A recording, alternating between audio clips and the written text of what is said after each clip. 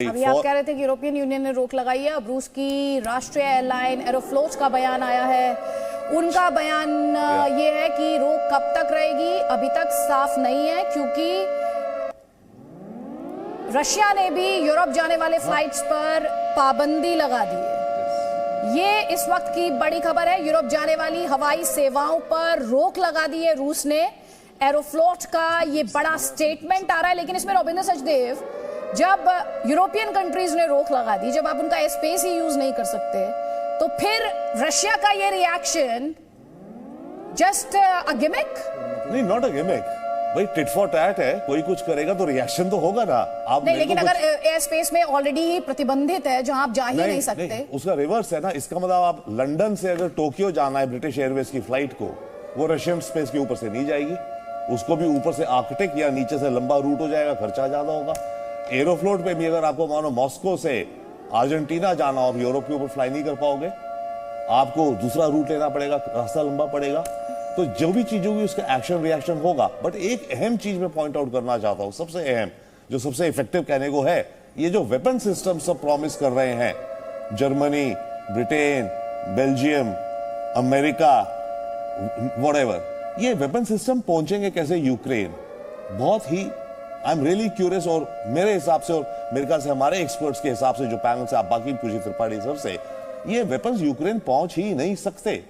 ठीक है, quickly machine gun, launchers, देखिए एयर स्पेस, ये सब तो ठीक है, जो कि इंडिविजुअल ले जा कैरी कर सकते हैं पोरस बॉर्डर से रोमानिया या पोलैंड के। लेकिन बाकी चीजें जो हैवी व्हीकल्स हैं, टैंक्स हैं और आर्मर्ड व्हीकल्स हैं, ये सब कैसे जाएंगे? या तो एयरलिफ्ट किए जाएंगे और या ये बाई लैंड भेजे जाएंगे। लैंड भेजे जाने पर भी और एयरलिफ्ट करने पर भी रशियन एयरफोर्स उसको इंटरसेप्ट करेगी, और ये फिर परेशानी होगी कि ये फिर सीधे साधे नेटो के द्वारा ये यूनियन का रूस के खिलाफ प्रतिबंध का सिलसिला जारी है। रूसी विमानों के लिए ईयू का एयर स्पेस बंद कर दिया गया है। जैसा कि हम अभी डिस्कशन में भी कह रहे थे, सभी तरह के विमानों के लिए अब नो एंट्री है। ईयू द्वारा स्पष्ट किया जा रहा है कि सभी तरह के विमानों के लिए इस वक्त नो एंट्री, रशियन विमानों के लिए। इस वक्त की बड़ी खबर, एक तरफ ईयू ये कह रहा है प्रतिबंधों का उसके सिलसिला जारी है, रूस के खिलाफ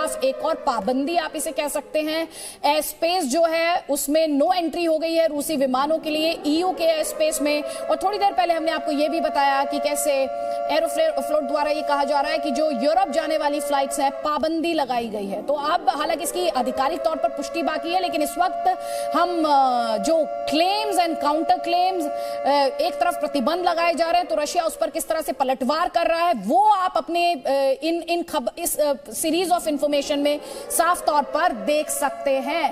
यूरोपीय संघ का ये कड़ा एक्शन, और साथ ही एक और बड़ी बात, यूरोपीय संघ ने यूक्रेन को हथियार खरीदने में मदद का ऐलान किया है। रूसी बैंकों के स्विफ्ट सिस्टम पर रोक लगा दी गई है। रूस के विमान अब यूरोपीय देशों में प्रवेश नहीं कर पाएंगे। यूरोपीय संघ ने रूस के मीडिया को भी प्रतिबंधित कर दिया है। तो रूस के मीडिया को प्रतिबंधित कर दिया है, जो रशियन एयरलाइन है उसको प्रतिबंधित कर दिया है, यानी रशिया जो ईयू का एयर स्पेस है उसका इस्तेमाल नहीं कर सकता है। ये एक के बाद एक कई सारे प्रतिबंध है। रोहित, मैं आपसे जानना चाहती हूँ, जल्दी से कॉमेंट आपसे लेना चाहती हूँ, ये जो नए प्रतिबंधों की श्रृंखला है, जो सीरीज है, यूनाइटेड स्टेट्स से आज क्या बड़ी खबर एक्सपेक्टेड है? ये देखते हुए व्लादिमीर पुतिन ने जो न्यूक्लियर थ्रेट, एक तरीके का न्यूक्लियर थ्रेट पोज करने की कोशिश की, जिसे अमेरिका ने न्यूक्लियर धमकी बताया और नेटो ने भी न्यूक्लियर धमकी बताया, लेकिन आज यूएस में किस तरह की मूवमेंट या किस तरह की गहमा गहमी रहने की उम्मीद है? देखिए अदिति, जो मैं थोड़ी देर पहले आपको कहा था कि अमेरिका ने पूरी कोशिश की है कि इसे डिस्पेल किया जाए, कोई भी मिस इन्फॉर्मेशन हो उसको। और दूसरी चीज, अभी व्हाइट हाउस का जो स्केड्यूल आया है उसके हिसाब से प्रेसिडेंट बाइडेन 11:15 बजे सुबह वॉशिंगटन डीसी के टाइम से अपने एलाइज और पार्टनर से मिलने वाले हैं। तो ऑब्वियसली इसके बारे में चर्चा होगी, और साथ ही साथ ये जो डिपार्टमेंट ऑफ डिफेंस यानी पेंटागन है, उनके हवाले से बयान जारी किया गया। उन्होंने कहा कि हम किसी भी थ्रेट को ऑब्वियसली हल्के में नहीं लेना चाहते, लेकिन अगर इस तरह की कोई हरकत रशिया की तरफ से होती है तो नेटो और अमेरिकन देश पूरी तरह से तैयार है। तो फिलहाल तो ऐसा कहा जा रहा है, माना जा रहा है कि रशियन प्रेसिडेंट व्लादिमीर पुतिन एक स्टैंड ले रहे हैं, एक पोस्चरिंग कर रहे हैं, डरा रहे हैं, धमका रहे हैं, क्योंकि उनको जीत नहीं मिल पाई जितनी क्विकली उन्हें मिलनी चाहिए थी यूक्रेन में। लेकिन जो बाइडेन जो है अपने एलाइज और पार्टनर के साथ कल सुबह 11:15 बजे वॉशिंगटन डीसी के हिसाब से इस पर चर्चा करने वाले हैं। अदिति, ठीक ठीक, तो एक इंपॉर्टेंट मीटिंग आप बता रहे हैं कि होनी है यूएस की अपने पार्टनर कंट्रीज के साथ, और रूस के अंदर युद्ध का असर दिखना शुरू हो गया है। हमने आपको वो तस्वीरें भी दिखाई थी जब प्रोटेस्ट शुरू हो गए थे, और रूस में कई जगह एटीएम के बाहर लंबी लंबी लाइनें लग गई हैं। ये बड़ी खबर है, रूस में कई जगह पैसे निकालने के लिए लोगों को दिक्कत हो रही है।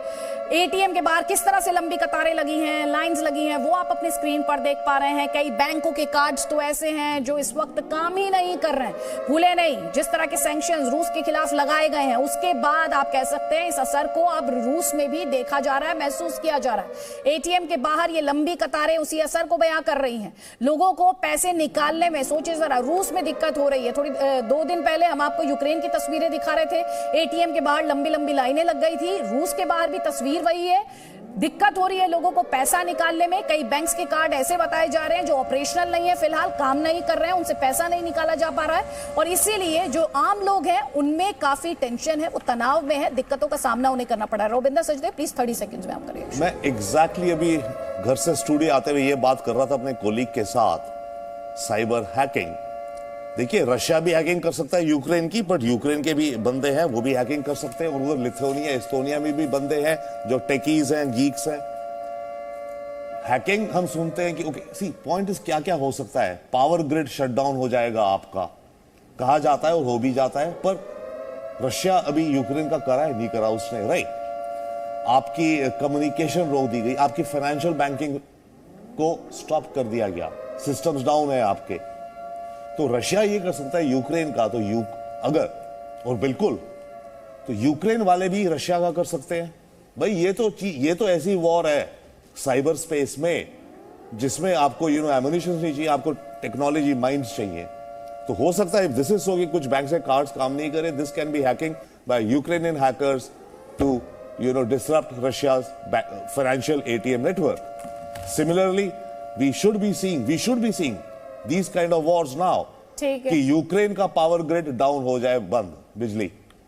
ठीक, और एक और बड़ी खबर जो है, यूक्रेन के राष्ट्रपति ज़ेलेंस्की ये कह रहे हैं कि वो रूस के आगे झुकेंगे नहीं, लगातार वो यही कहते आए हैं। रूस से मुकाबला करते हुए 85 घंटे बीत चुके हैं, मैदान में डटे हुए हैं। ज़ेलेंस्की ने यूक्रेन के रक्षा मंत्री के साथ ये तस्वीर शेयर की है, लुक एट द स्माइल, मुस्कुराते हुए, और ये तस्वीर अपने आप में कहानी बयां कर रही है। रक्षा मंत्री के चेहरे पर भी स्माइल, ज़ेलेंस्की के चेहरे पर भी स्माइल, और कल का टॉन्ट आपको याद होगा, 2 घंटे में जो कीव पर कब्जा करने का दावा कर रहे थे वो कहां है। और साथ ही ज़ेलेंस्की द्वारा, प्रेसिडेंट ज़ेलेंस्की द्वारा, यूक्रेन के राष्ट्रपति, उनके द्वारा ये भी कहा गया कि उन्हें आज जो बातचीत होनी है उससे बहुत ज्यादा उम्मीदें नहीं है, लेकिन वो बात चाहते हैं, इसलिए उनका डेलीगेशन गया है, लेकिन बहुत ज्यादा ऑप्टिमिस्टिक होने की जरूरत नहीं है। ये खुद ज़ेलेंस्की कह रहे हैं, तो आप भी अपनी उम्मीदें ज्यादा इस शांति वार्ता पर पिन मत कीजिएगा। कम से कम ज़ेलेंस्की के स्टेटमेंट से तो फिलहाल ऐसा ही लग रहा है। और इस समय जो टेंशंस हैं, इस समय जो तनाव है, स्ट्रेस है, त्रिपाठी सर, वो उसका इंपैक्ट इस शांति वार्ता पर भी महसूस किया जाएगा।